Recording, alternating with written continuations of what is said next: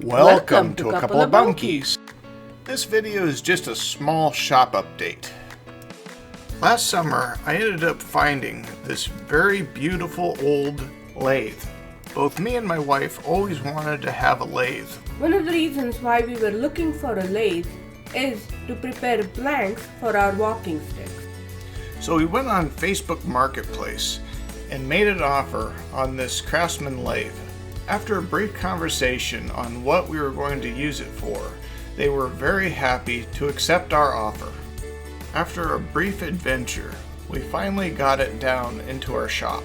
The lathe ended up having some electrical components missing, and I wanted to install some safety devices. My dog Chocolate was skeptical about my abilities. The first thing that I added was a paddle on and off switch from PowerTech. I want to attach the on and off switch to an area where I can easily shut it off with my knee, just in case something bad happens. Here's a small copy of the wiring diagram. As you can see, the power cord and the motor are both sharing a ground. The motor is attached on the left and the power cord is attached on the right. I do a plunge cut with my Black & Decker matrix saw.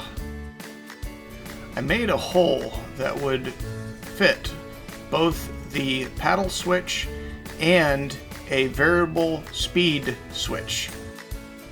Now, as of right now, I have a regular motor and not a variable speed motor or a speed controller on it. In the future, I plan to get my hands on a motor and motor controller from a treadmill.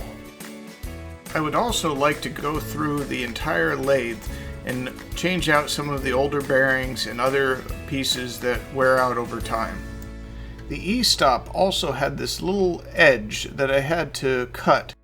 I added a shim behind it so it wouldn't hit the drawer. After that was in place, I installed the front flapper. Now, the second safety feature that I ended up finding was this foot pedal.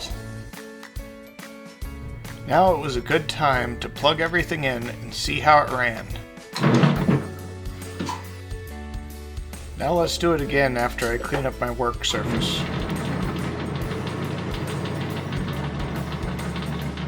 And I end up playing with the dimmer switch just to see what the ranges are on the motor.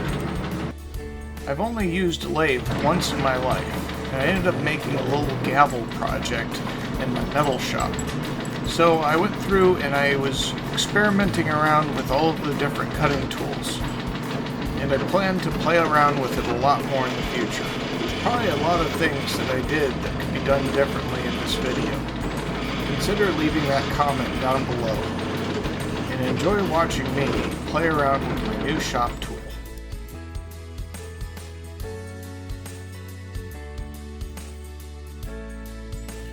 Consider giving us a like.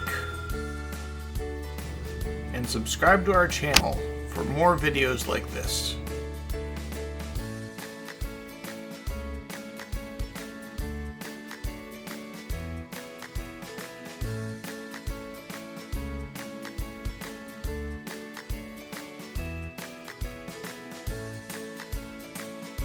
Consider buying us a coffee at buymeacoffee.com.